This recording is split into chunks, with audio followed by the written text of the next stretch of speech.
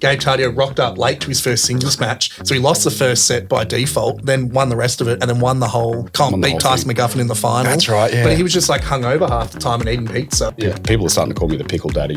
So, but it just becomes. Is that short form for daddy?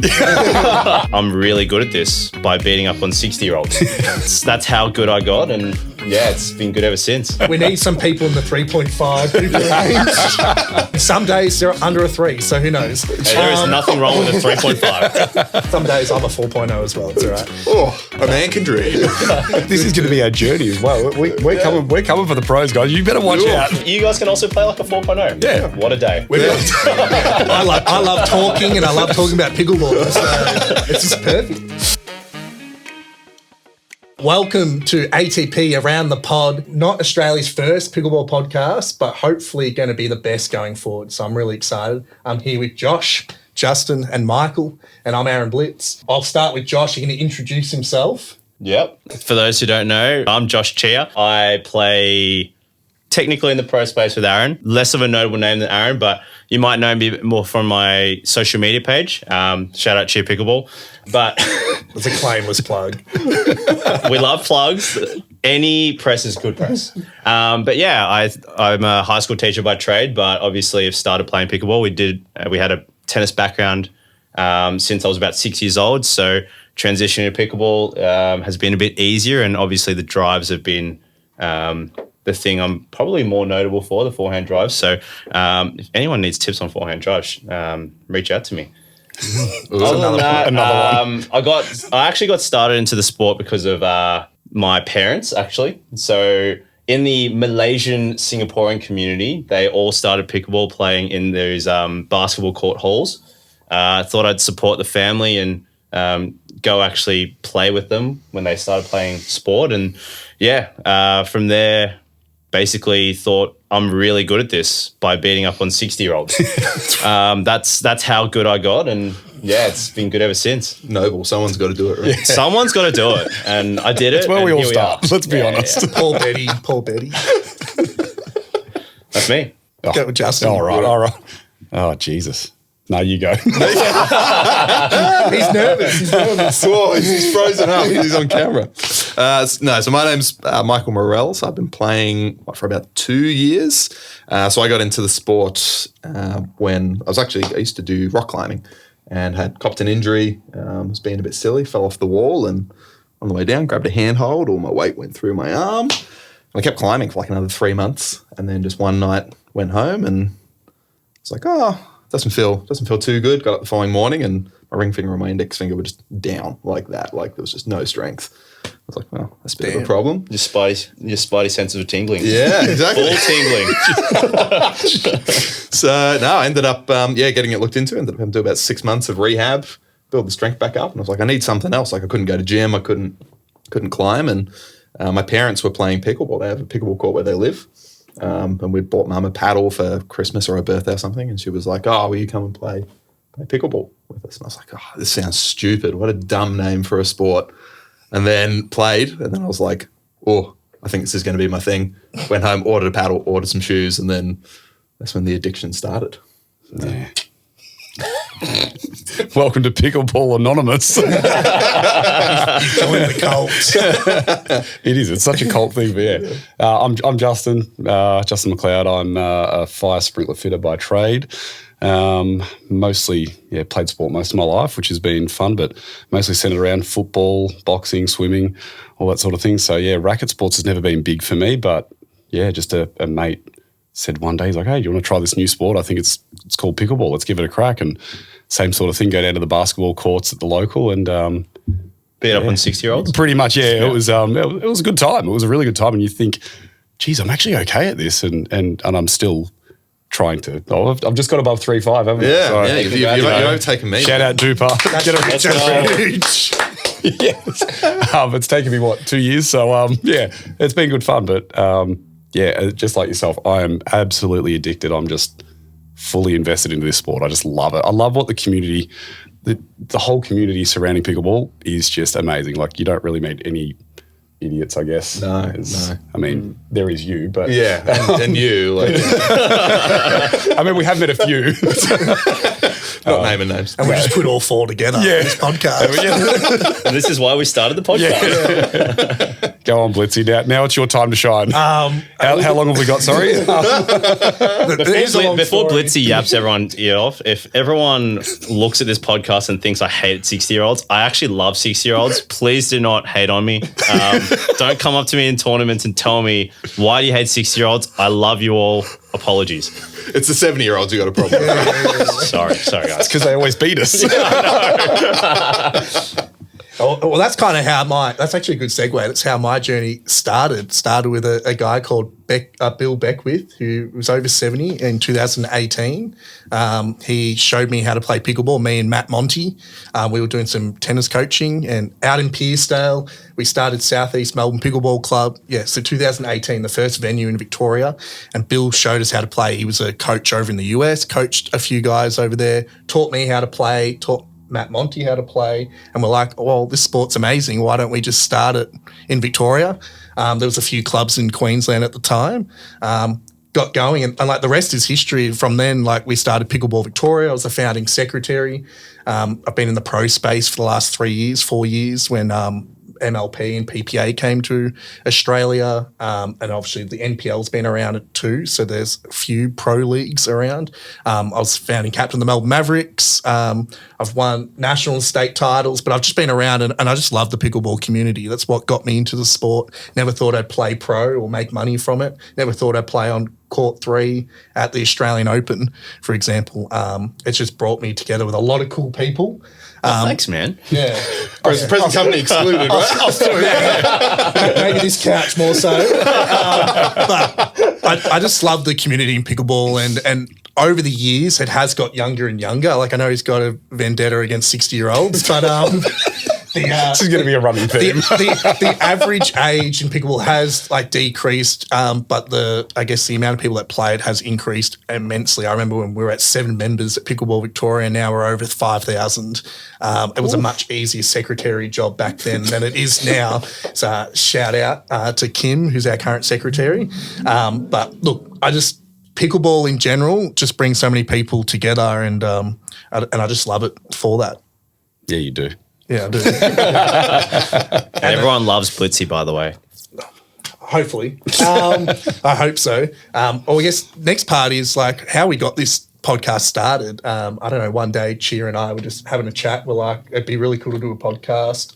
Shout out to the Slam Jam podcast guys like Adam Hall. They had a really good podcast going on, and I think, I don't know, a few things have just happened that they haven't been running it in probably the last 12 months. And I thought, well, it'd be really cool to talk about the Australian space, especially the Victorian community, pro, amateur, community driven. And then I was just having a random conversation with you on Instagram, Justin, and I was like, oh, Josh, you mentioned something about a podcast. And I was like, you know what? Josh, Chia and I have been talking about a podcast. Do you know anything about podcasts? He's like, yeah, I've got this mate called Michael that I really like. And we play a lot. Like or like? Yeah.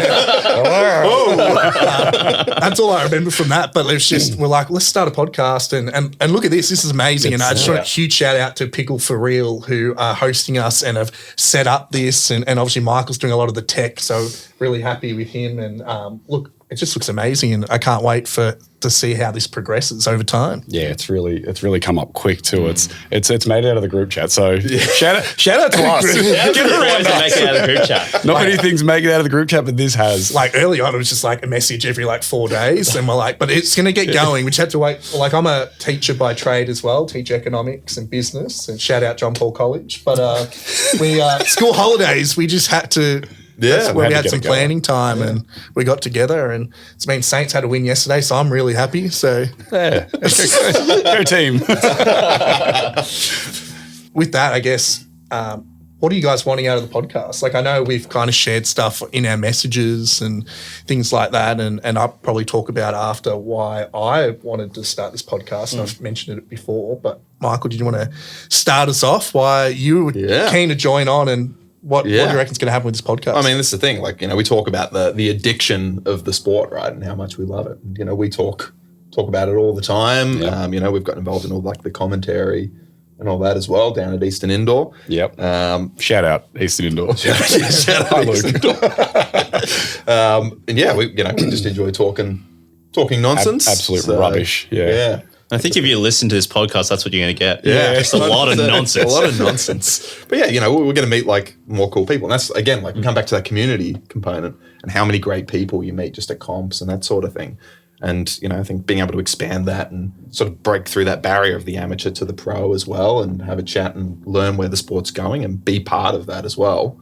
That's, you know, I think quite exciting. And it's just about growing it as well, isn't it? It's, you know, just putting it at the forefront, you know, putting it on socials like you do, Josh. It's thanks, man. Big shout out. How many more shout outs are we going to do in this? At Chia Pickleball. It's got a few discount codes. Hit him up. Our main sponsor at this point is us. That's the big thing is just it's growing. Like you've seen it starting it from 7 members. Now you're over 5,000. Like that's what we want for this podcast. We want to grow this thing from the ground up and have it as Australia's pickleball podcast, really. That's what we're here for. I think having that creative outlet's just heaps of fun as well, right? Like I used to work in the, you know, creative industries, you know, ex-audio engineer, and I haven't done it in a while, and I was like, love an excuse to get back into it. And pickleball, audio engineering, podcasts, the obvious sort of midpoint there, so... And you do a great deal of talking trash. So, I mean, it works. It works. It's a match made in heaven, really. Yeah. Yeah. Like I love talking and I love talking about pickleball. So it's just perfect. Yeah. It just becomes your whole personality at this point, right? Exactly. Yap Fest, pickleball. Yeah. That's all this podcast is going to be, eh? I think for me, obviously this year I've prioritized community, and that's probably been my focus. And I've spoken to a lot of people about probably that divide between the pro space and the amateur space in terms of people getting to know each other. And I think for us, this is a massive community builder. And I think a podcast is a chance for people to kind of take ownership of what they're involved in. And I think hopefully, look, for you listeners out there, you guys can kind of watch this and go, oh, I'm involved in that and I know those guys. And we can talk about things that you guys want to talk about or hear about or discuss, and but also have a bit of fun with it too. I think it's a really, really exciting time, and I'm really pumped about this. Yeah, like the first few thoughts I had when starting a podcast was just bring more light to the community, which is a huge part of why I am in pickleball. I guess more eyes on the pro space in Australia. Like I think there's a few people doing some really good jobs at it, but I feel like we need to chat about these players more and get them on the global stage, but not just pros, like amateurs too. Hence why we've got you two blokes here. Yeah. We need some people in the 3.5 range. And some days they're under a 3, so who knows? Hey, there is nothing wrong with a 3.5. Some days I'm a 4.0 as well. It's all right. Oh, I wish. Gee, a 4.0 is real bad. A man can dream. But I think it's just this is going to be our journey as well. We're coming for the pros, guys. You better watch out. Yeah. Sometimes you guys can also play like a 4.0. Yeah. What a day. What It's against a brick wall, but you know. we've got some footage of that. And Michael did a crazy amount of push-ups when he was losing those points too. Oh, yeah, I know. Oh, yeah. But just to add on to that, I think just chat pickleball, pro, amateur, community space. I think it'd be cool to talk about the events going on.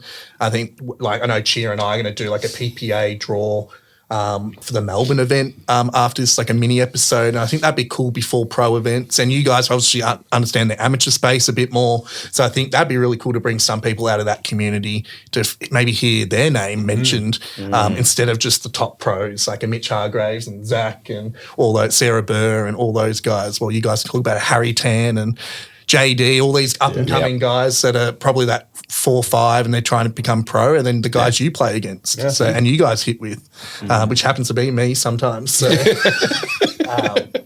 look, I'm just really excited for, I guess, where this podcast will go, and we might change directions all the time.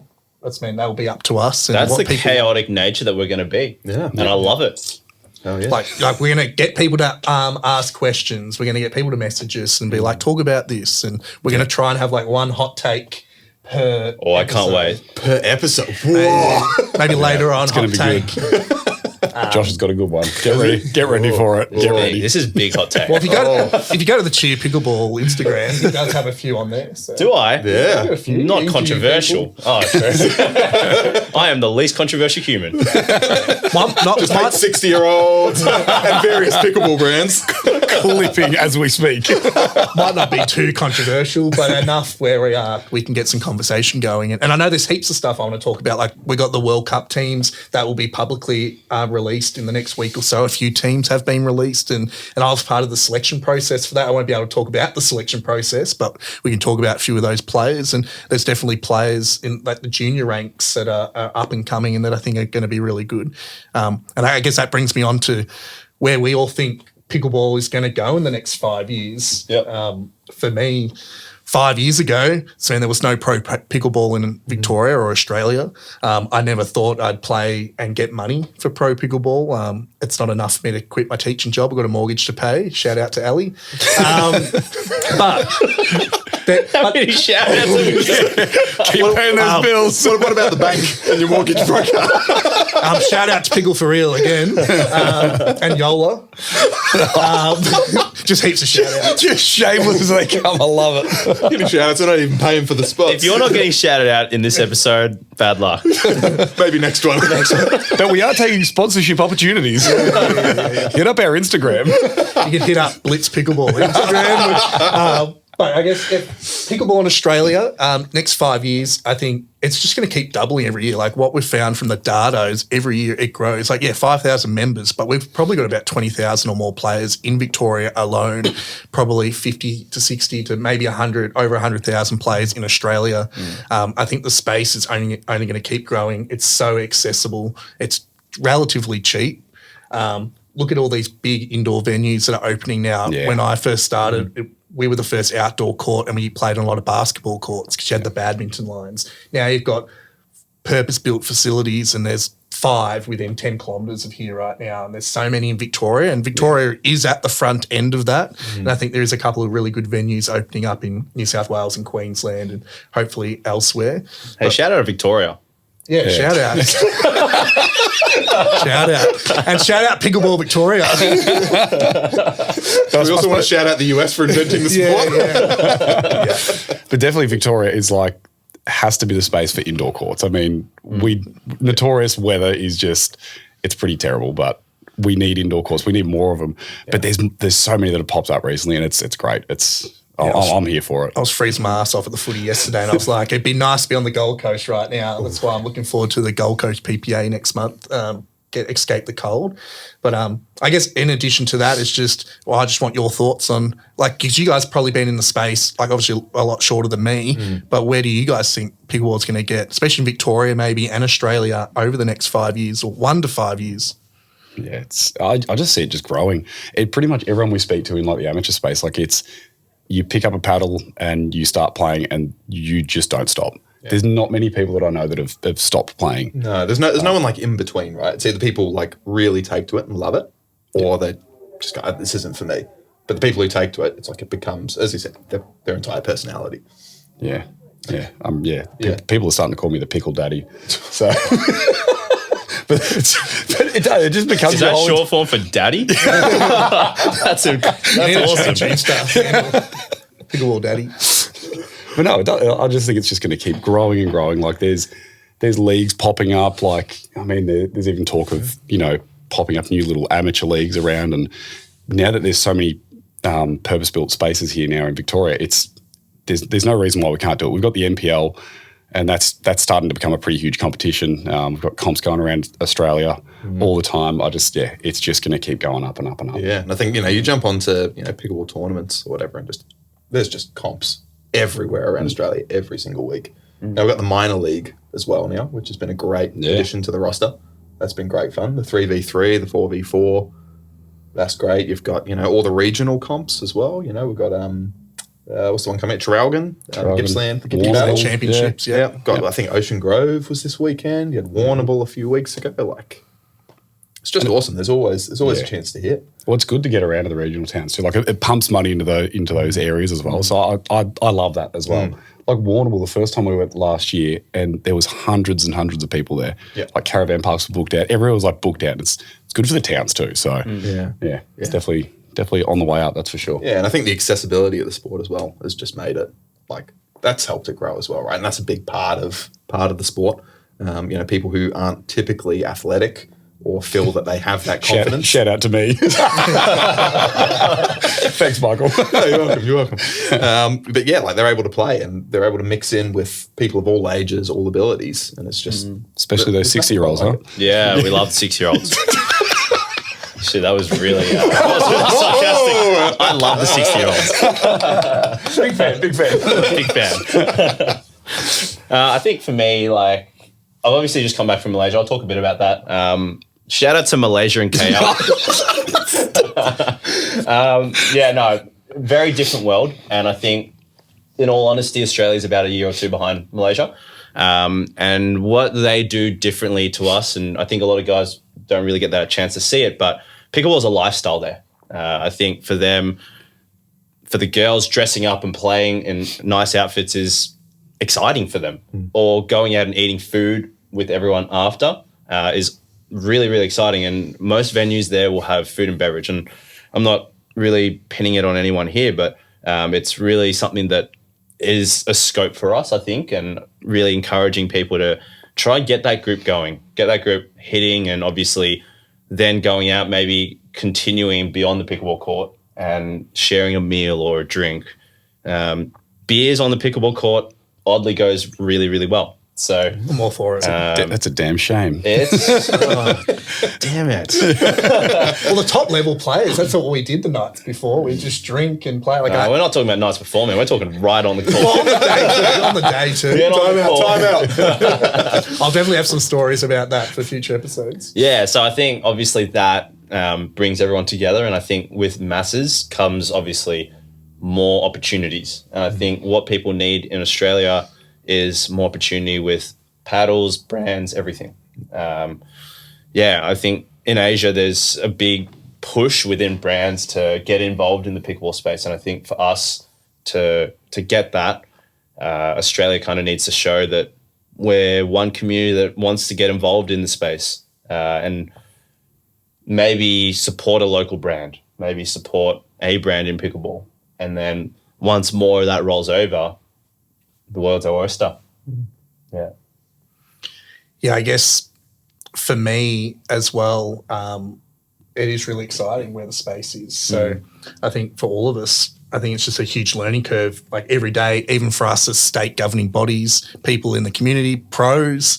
Like I mentioned, like pro space only been around for like 3 or 4 years, really. Before that, like the top players, we played the state championships, and even that's changed over the years. Like I could argue this year, the Victorian state championships had the highest caliber of players out of all the state titles, because a lot of the pros in other states don't play their state titles. New South Wales, a few of them do, so give them credit. The last Queensland one, there wasn't many of them, but at least a few of the pros played the Victorian one. So I think like over the next 5 years, like we need to kind of get people that are in that pro space to engage more in the community events as well, which I think like for us, like at the moment, all these Moneyball events I think have been amazing because it entices me to go and lose a whole bunch of my DUPR, but I might get some money in return for it. But I get to support some local events too, and I get to see some new venues. Like we got to visit Pickleplex and The Real Deal and all these venues in the West that I normally don't train at, but then I get to play all the time here at Pickle for Real or Raya, or go to Eastern, go State Pickleball Centre.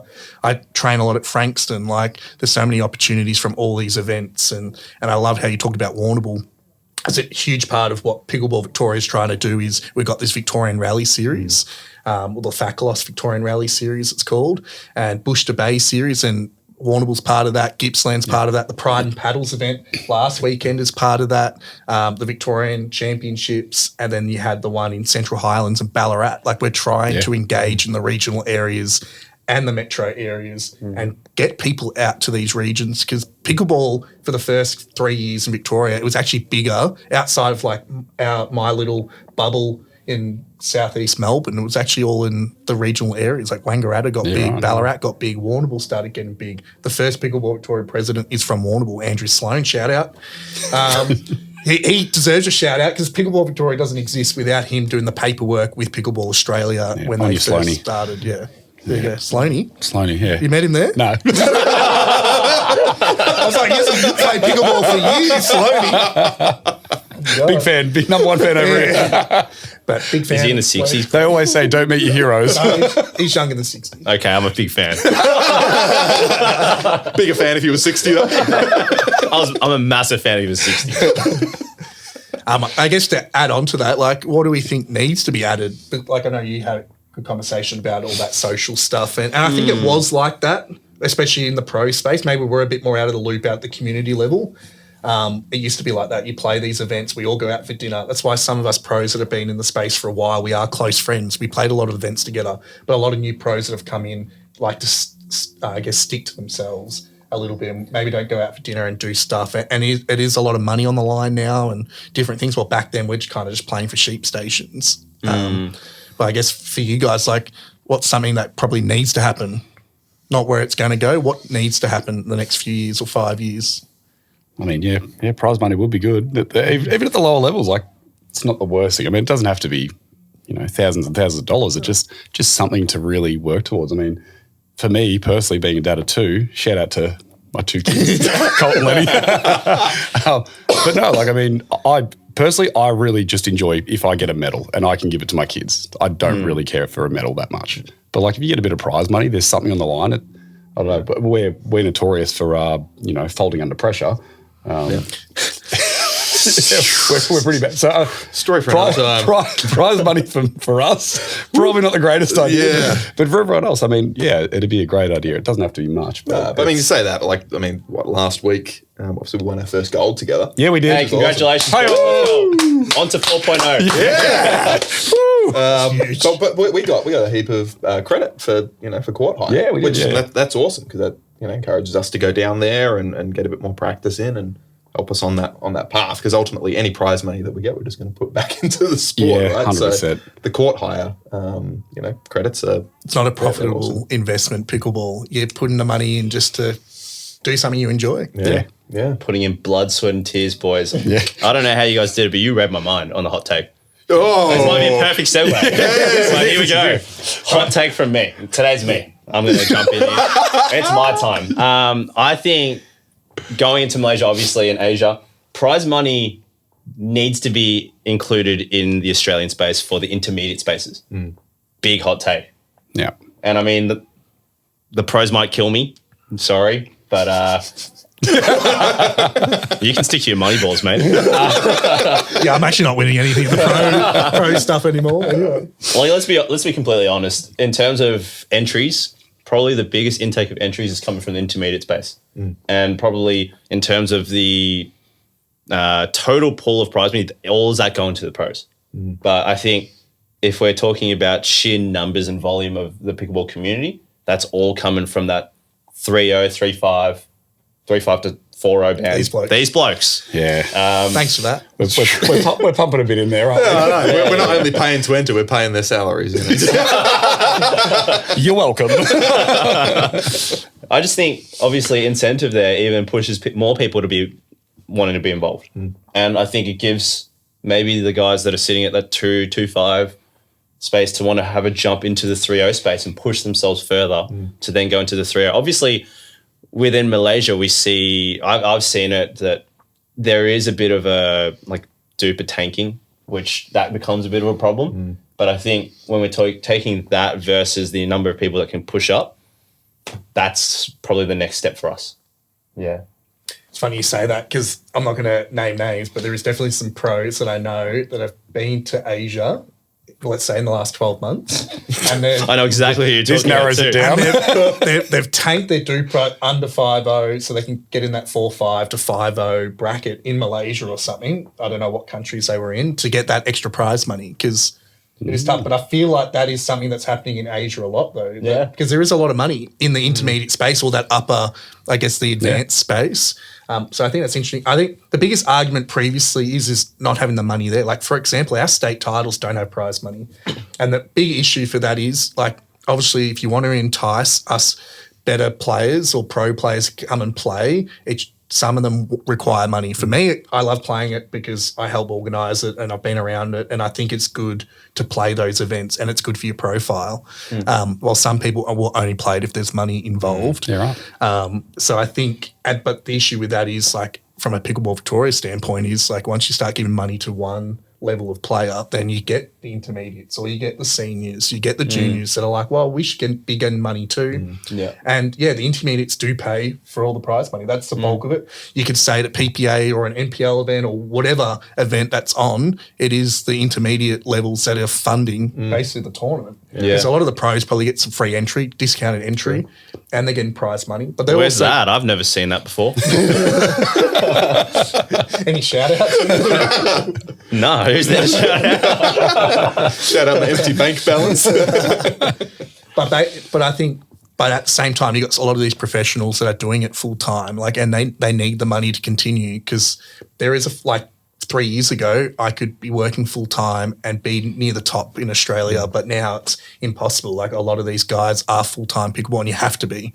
You can't be teaching how inflation works to year 11s and year 12s and then think you're going to win a PPA gold medal anymore. It's not 3 or 4 years ago anymore. So I think the prize money is a big issue, and I think it's a really good hot take, because I think it's up to the states, the pro levels, and normal tournaments. And I feel like Victoria's actually at the front of that, because there is money, like especially the Eastern event or Pickleplex and a bunch of these other places that run events, they are giving money at the intermediate level, but you don't see that elsewhere. And I think that will grow.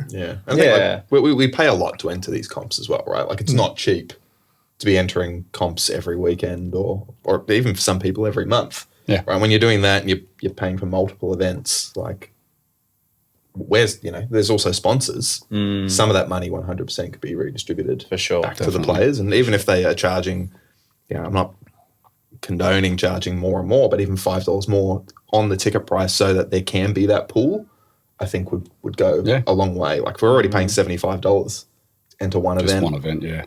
If we pay $80, but there's a prize pool, I think that's makes worth sense. considering. Yeah. Well, what's the perfect amount to charge, do you think, for you guys? Like, what's the limit? Like, that you're like, no, I don't want to play this event. Pressure. Careful. Because everyone's got a number. Yeah. I think, like, on some of them, we see they're structured differently, right? So some charge the same fee per event. So it might be like $55 per event.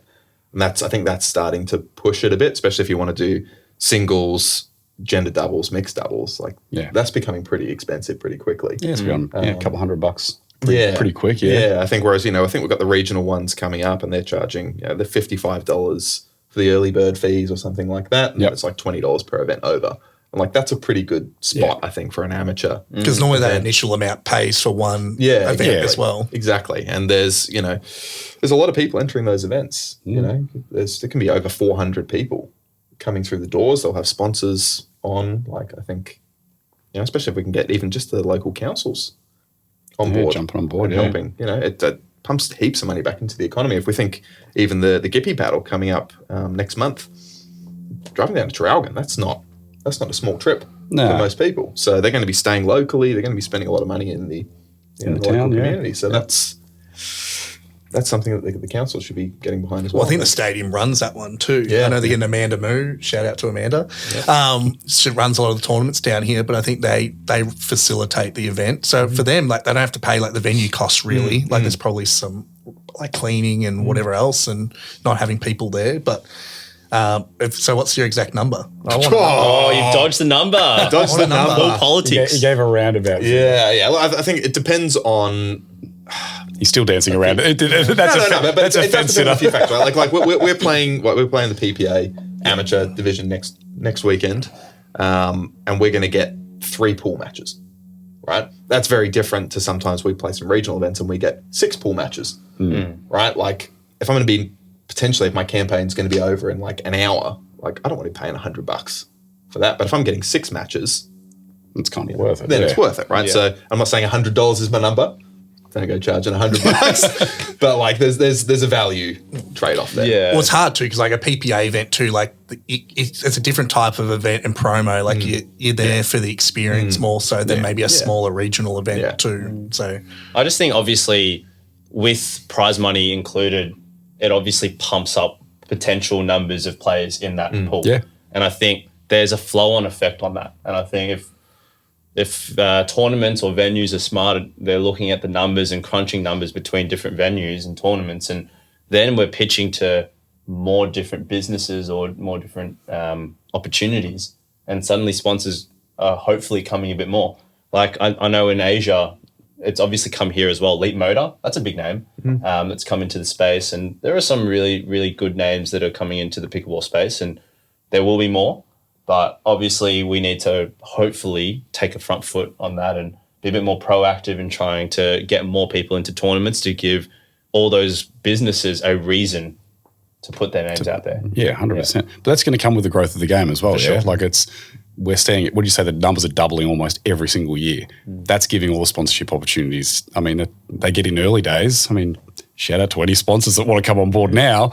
You're going to get in at the early stages of this sort of stuff. So yeah, I mean, even if you think when do we meet? 2024, I think we played. Start of 2025, we played the Vicar Open. And that was down in Somerville, I think. Yes. And there were 4 teams in our division. yeah, Right, and we played again late last year in like November, December, and the division had 2 pools, like 12 teams, right? Like that's a huge, huge jump from struggling to get people through the door to where it's at now. And now it's like, we'll message about which comps we want to do. And it's like getting quick because they're actually filling up. Like they'll have a cap of 20 teams or something, and it's sitting at 18 only a month into the promotion. So. because I've got the stats on like the Vic Champs, like when I first ran the first couple down at Pierstar, like we had 100, 200 people. Then probably after COVID, 2023, we were at Somerville that year too. And we just had the whole event there. I think we had about 400. Then the next year, 2024, was like 600. And I think that was split over Frankston and Somerville. yeah. And that felt huge. Like from our perspective, like we're volunteers that like we don't get any money from this, and like all the stuff I do for Pickleball Victoria is volunteer. But now we help with paying a tournament director and a bunch of stuff because we need to. But this year we had close to 1,000 players at Hume, and next year we're trying to get 1,500. And from our perspective, it's like we're using these big maybe tennis facilities, stuff like that, which ends up still being cheaper than a purpose-built indoor facility. And that's the other thing we've got to think about. Some of these leagues or events that run stuff, they've got to pay, it's like over $50 an hour per court sometimes at an indoor facility. Well, you can go to a big tennis facility and get it cheaper, and hence why you can charge less. Like I know I run my Metro Country event every year. We had over 200 people this year. Frankston do a good job, and I try and keep the costs about the same for the last 3 years, and you get a drink and you get food, and it's got a community vibe. We sometimes do a dinner, we do whatever. So I think there's like a whole bunch of different things that impact maybe what the price would be for a tournament. And like there's obviously a difference between playing an MPL event, a PPA event, or going to Pickleplex or going to Eastern Indoor. Like Eastern Indoor I've played a few times now and it's great. But again, somewhere where you're going to pay $50 per division, while some events like Pride and Paddles in the weekend, you pay like $70 to enter. You get one event and then you're going to pay an extra $20 or $25 per. So I guess it comes down to all of that. I don't know if Josh or Justin said a number, but I'm looking for numbers. Wait, why am I giving them? I'm playing every event at this point. So $10, right? I mean, $0 would be nice. Yeah. Sponsor me. Yeah, me too while we're at it. Who wants to sponsor amateur level? I'm just going to go 70. 70 is the number. Yeah. I think even in like the tennis days when I was playing tournaments, probably about 75 was the number. Yeah. And that wasn't really including prize money unless you won it or you were maybe a quarterfinal, semi-final.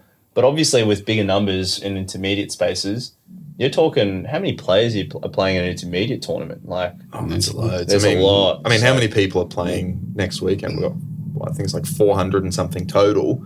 Out of that, there's probably, about 60 pros, call it that. So you're talking 300 plus amateurs coming in. It's chucking a random number. That's probably 80%, 90% Victorians. Yeah.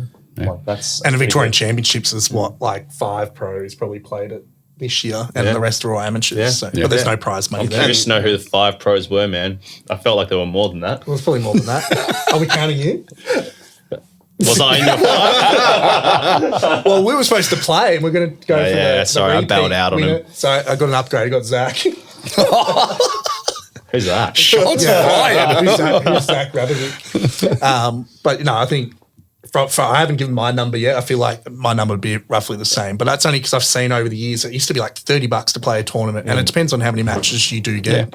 I feel like, let's mean Metro Country, I'm just going to use an example. You get unlimited matches for a 6-hour period over 2 days, and you pay $100. I was like $90 total, and you get a top. Like, I feel like that's still really cheap. While some events, you might only play 3, and I feel like $50 is a good number. But if you're going to get more, and there's a back draw and things like that, 75. And I know for our money balls, it's anywhere between 50 to 100. And then that depends if the winning team gets all the money, or maybe third place gets a little bit. Because I think it's good if you can get into the medal placing and you get your registration covered. I think that would be important. Like, I don't mind going to an event and not making money. Like, it was like playing the Eastern event. Like, we lost the final of the men's doubles. Don't remind me, man. Lost some money, but you won the mixed doubles. So you get the money you can remind me about that one. Yeah. You won the mixed doubles. And He's good commentary on that. I vaguely remember. Yeah, there was a couple of good voices on there. And I got shafted that day with your little sketch about what comes after 30, 40, 60 or whatever. Yeah. So did so many other people. Yeah. You weren't the only one. It's all right. It's all right. It's all right. But I was first on the video. So. Got to draw the people in. Josh has really pushed me towards that content creator space now. Yeah. Hey, I'm glad to influence you in some way. Yeah. Let's go. Yes. Well, I guess like that was just an added hot take, I guess, to your one, which I think is good. And we're going to have plenty more of those, which I think is really good, because there's definitely some controversial ones, and there's a lot happening in the space in Australia, especially when you got a couple of governing bodies trying to eye off making it a nationally recognised sport and things like that, which I happen to know a little bit about. I reckon this would be fun. We'll try and do some quick fire. Well, it doesn't have to be super quick, but I think it'd be cool just to ask us a question and figure out what we like. And obviously some of us are sponsored in certain ways. We might have particular answers. Don't look at me, man. Just look at yourself. What's everyone's favourite paddle? Like, what are we using at the moment? RPM V2, Justin 15. I got in first. You Justin 15. You could also use Chia 15. Big RPM guys here. Big James and Nadewich fan. Yeah, the RPM V2, I'm loving that. That thing's just a weapon compared to what I was using. I'm not going to say what I was using. But I love that thing. It's super gritty, super spinny. Love it. Yeah. Now I'm playing with the 6-0 Coral at the moment. Really enjoying that. So first paddle I got was a 6-0 double black diamond. Love that. And this is kind of like the next step up. So, I'm not a power player or anything. I'm very much a right side player.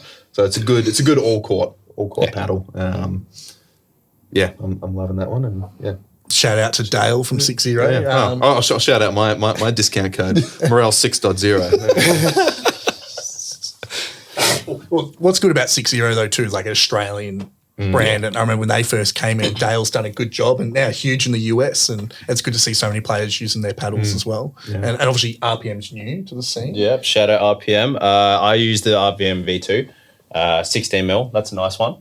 I really, really like that one. I mean, there's a lot of good paddles out there. I've been lucky enough to work with a few brands. So I mean, Luz are awesome. I think their paddles are really, really good on the market, and Franklin. I think those paddles are really underrated. Yeah, another brand that's been around for a long time and sponsors quite a few of the Australian pros.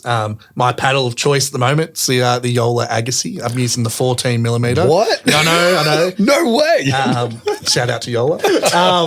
But Discount code? But what's interesting about that is I was always using a Perseus shape for years, and all the different models that Yola brought out, which were always the best in the market, was now I've gone to the Agassi, and I just feel like something about it's just different. Like, I think I like the weight in it. I like how the touch and feel, and I feel like the sweet spot's bigger.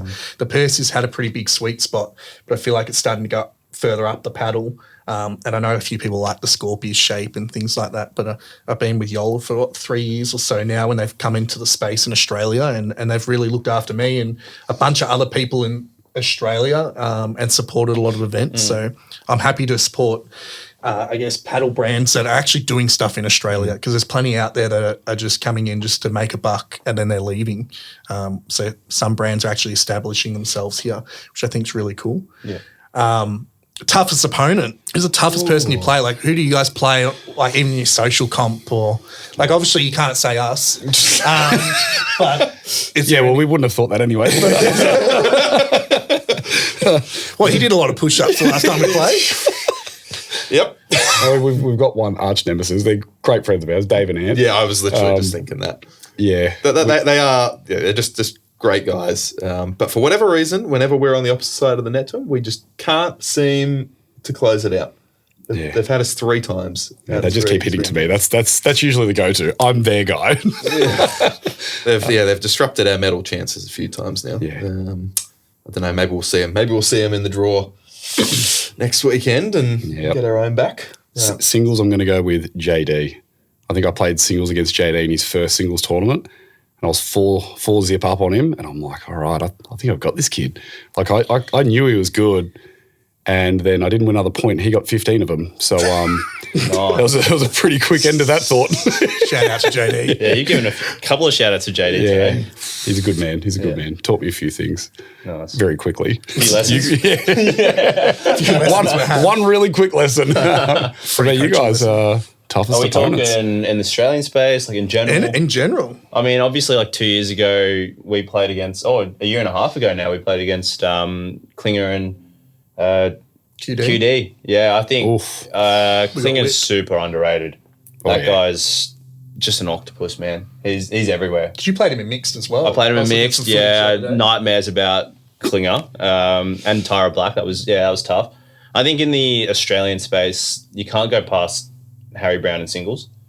That's a pretty tough one to play against. Doubles wise, probably Joey Wild. That's the easy answer. Yeah. Yeah, well, I've played a lot of tough opponents over the years. Got a really good question. I shouldn't have asked this myself. But yeah, I guess singles-wise, like at the moment, currently, I haven't played Harry Brown in singles recently, but like Mitch Hargraves, I've played him many times. The first time I ever played him, I won, and that's when I won my national championship, and then just have lost every match ever since. So toughest opponent, and like an OG as well in the space, and I'm good friends with him, but it just means he just represented Australia for MLP, which was amazing. So someone like him for singles, and like even his doubles is amazing. But I feel like George Wall always has my number, and Joey Wild. If we're talking men's, and then in mixed, it's like Danny. I think she's the toughest opponent for anyone in mixed doubles in the pro space in Australia. When she's playing here, she's just unbelievable. That's a lot of really cool names and people that are doing a lot to represent Australia right now overseas. Yeah, which I think is cool. Dream doubles partner. The GOAT, Ben Johns. You saw his video on Insta. That's the one. That's who I want. That's my dream doubles partner. If Josh is sick, I'm calling Ben Johns. For mixed doubles, we'll go. You might have to settle for him. We'll go gender and mixed. I don't want to be basic with Annalie Waters. She's obviously the GOAT on the women's side. But I had to pick someone for my answer. Probably Anna Bright. Because, man, I love like her energy she brings to the court, and another Yola athlete as well. Yeah, I'm gonna go Hayden Patrick on the men's side. That guy's a gun. Mixed, that's tough. I mean, you can't go past Annalie. Yeah. Oh. No, you're right. You can't. I'm going to give you that one. You're right. If you want to win, you've got to go with Annalie. Yeah, all right. I want to win. Yeah, Annalie. If you're not first, you're last, you know? Yeah, that's it. Yeah. Men's mixed partner. Sorry, Michael. Men's mixed. You're playing I'm actually just subbing out of this one. No, I'm going to go with Tyson McGuffin. OG. Big fan. We did a clinic with him, a year or so ago. Well, that's how we met. Yeah, I was helping Tyson with doing the clinic, and you were there. That was something special. I don't know. There's just something about that guy. I just bloody love him. So yeah, him definitely for men's. And mixed. Yeah. the GOAT. You can't go past a ALW all the way. Yeah. And I'd say for men's, maybe Gabe Tardio. I like his just sort of, he seems like so nonchalant all the time. It's just kind of like. Who's playing left? You're a right side guy, man. Yeah, I know. And he's the goated right side guy. Yeah. Cardio. But no, he's just like a bit big on like on court, like energy and just general vibes. And I think he's kind of like, I don't know, it just seems like he's always just like rocked up sort of thing and then just like destroys everyone. Well, I got a story about that last year, the Australian Pickleball Open, when the PPA was here, some of the US guys were here. Gabe Tardio rocked up late to his first singles match, so he lost the first set by default, then won the rest of it, and then won the whole comp, beat Tyson McGuffin in the final. That's right, yeah. But he was just like hungover half the time and eating pizza because he's under 21, so he can't drink over in the US, but he was staying at Crown Casino in Melbourne, so he was just going out every night and then won the men's doubles, the singles, then he lost the mixed against Tyson and Lacey, if I remember correctly. That's right, Just an unbelievable talent and player. I still remember him rocking up and he was literally like eating pizza like next to the court. Like, that's what he's known for now. There's that clip of him, right, being interviewed. They're like, oh, what's your diet like? He's like, oh, it's pretty bad, man. Like, it's just like pizza and chips. And then McGuffin rocks up, wins all the other events, and his shout out was bedroom cardio. Very impressive. That was good. And then, I guess mixed, I think going off the energy sort of thing, I think Anna Bright as well. Like, I love her social media content. It's just top. She's got a really great energy, but just goes full beast mode as soon as she's on court. So she's an animal. She's a weapon. You've got to be an animal to be at the top, I think. Especially on like the women's side, you find like those top girls are very like fierce, which is amazing. And I mean, Annalie Waters, she dominate literally every male besides those top 10 guys probably. Which means that's how good she is. All right, last one. What's your biggest pickleball pet peeve? When people forget the score and then just start arguing about the score. Like, I'm pretty pedantic. I'm pretty pedantic about keeping track of the score. And I think when people just start questioning that like, I know that people get forgetful on the court. It's a pretty common thing, but it just like grinds my gears when we just get into it. This is why I play with him, because every time I go to serve, I'm like, what's the score? which side am I on? I've got no idea. I don't know, pet peeve, I don't know. I reckon when your partner goes to take the ball and just straight into the net, not shouting out anyone. Hey, ain't talking to me, man. You do play a lot of events with him. I don't poach anything. That's a big one. Oh, I don't know. You go first. I actually got to think about it. Yeah, I'm trying to think too. There's quite a few pet peeves out there. I think the biggest one for me is like I'm probably more quiet on the court, but I try and have my pickleball do all the talking if I can. But it hasn't been working out lately.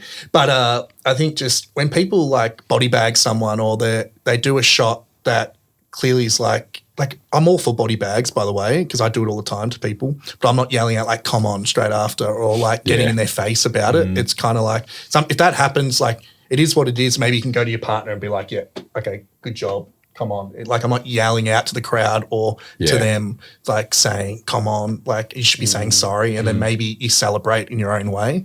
I feel like that's a pet peeve of mine. But I think it's worse if you celebrate and then apologize after. I think that's probably the worst one. Yeah. It's just hard because like I've been in the space for a long time and different personalities have come in and like there was quite a few good tennis players at the start and then obviously as we've shifted in the pro space, there's a lot of pro tennis players coming in or pros from other sports and they kind of go down that track and that's the one thing I probably don't like about the pro space is maybe like the optics on us sometimes now from these new players coming in. I feel like there was a good foundation set by people previously and I just don't want that to be eroded. Yeah, I think for me it's a niche one, but it's when someone's made a really bad line call and they just stick to it and they really just go hammer.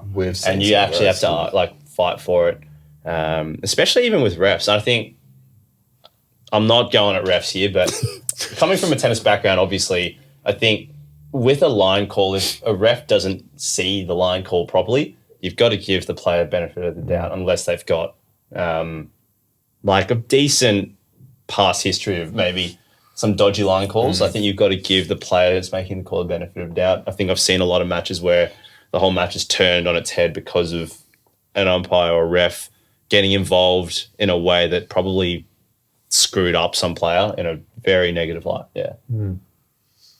So they're all good ones. And last one before we were supposed to do a 30-minute ep, but it's probably dragged on a lot longer than that now. Hopefully all the cameras are still running. I guess like your favourite tournament you've been to. I'm gonna go with Vic Open. I think that's I'm a big community guy. Like, obviously, I love a lot of tournaments, but seeing close to 1,000 people this year. I mean, I wasn't even there for the whole weekend, but just being there for 1.5 days, just seeing the sheer number of people, it just shows obviously.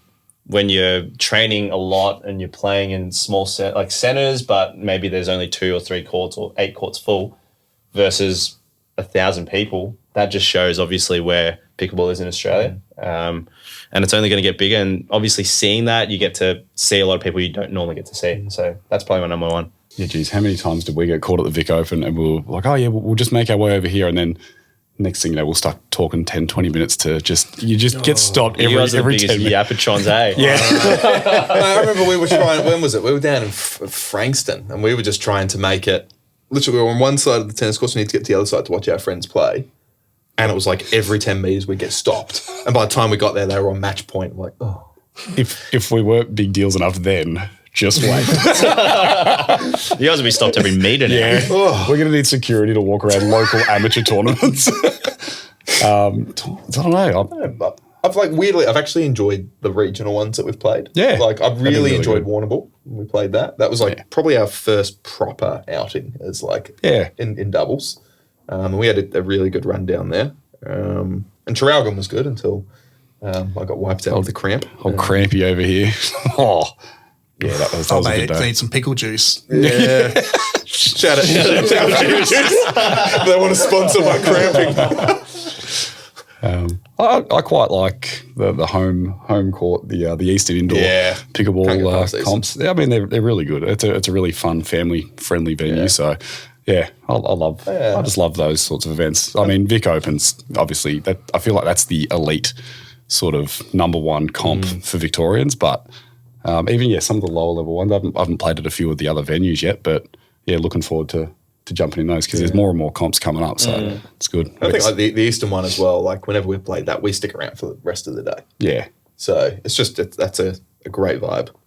Yeah, and they're starting to live stream a lot of the comps as well, and getting 2 idiots on commentary is always fun. Yeah, but yeah. What about yourself? Well, events are getting better every year. That's why I love those regional ones too. The Vic Chance is obviously close to my heart because I've been helping run that for years and years. But from like a pro perspective, like that PPA event at the Melbourne Convention Centre last year, seeing Gabe Tardio, Tyson McGuffin, getting to play CJ Klinger and QD, things like that was just amazing for me. That was like a full circle moment in Melbourne, seeing from a court that I taped up in 2018 to then having pro players on a court in the Melbourne Convention Centre was like unbelievable for me. I sat myself in the VIP area on Championship Sunday and just sat there for the whole day in the one spot and just watched every match, and I just couldn't believe it. And I got to do some commentary at that event too, which and I got to play on that centre court, so I think it was special to me. And so we got a first round win, and then we just had to play against 2 guys that ended up beating Jay and Colin Johns like 3-2 as well. Like they were on fire, those blokes. But if it wasn't a pro one, I think my favourite one previously was like all the APCs. Like I'm one of the ambassadors this year. That the national titles is probably outside. If you don't travel outside of Victoria, you probably don't know about the APC, the Australian Pickleball Championship. But it's the biggest event in the Southern Hemisphere every year now. Like last year, they had about 1,300 players, and it's just amazing getting people from like every state and all the players. And you had some pros there. Pros had some prize money, but you had all the amateurs, and you get to play the split age events. Like I love playing those. Yeah. You don't get them at the pro. You get Josh particularly likes the split age events, don't you? I love it. 60 plus partner. That's what he needs. Shout out to all of them. I'm going to play the hybrid this year at it too, so you get to play with someone in a wheelchair. So I think some of these events that like are community driven, I think are really fun. And then obviously you get the pro ones, which you get to see the big dogs and play against them. I think that's where like we always strive for and aim for. Yeah, okay. So for sure. I guess, and with that, we just want to get people to ask questions for future episodes. We've obviously got a lot to talk about. We can yap for a while. That was what, 5 dot points, and that's taken probably close to an hour. And we've probably used up all our storage. But we're going to have the Instagram, yeah? We've got the Instagram we've up got and the running. Instagram set up. I think it's around the pod. Around the pod. So follow us, Chia Pickleball on Instagram, Blitz Pickleball. Juzzy23 PB. Yeah, nice shot. You can see all these push-ups. I'll see you guys for the next episode. Thanks for tuning in. Oh.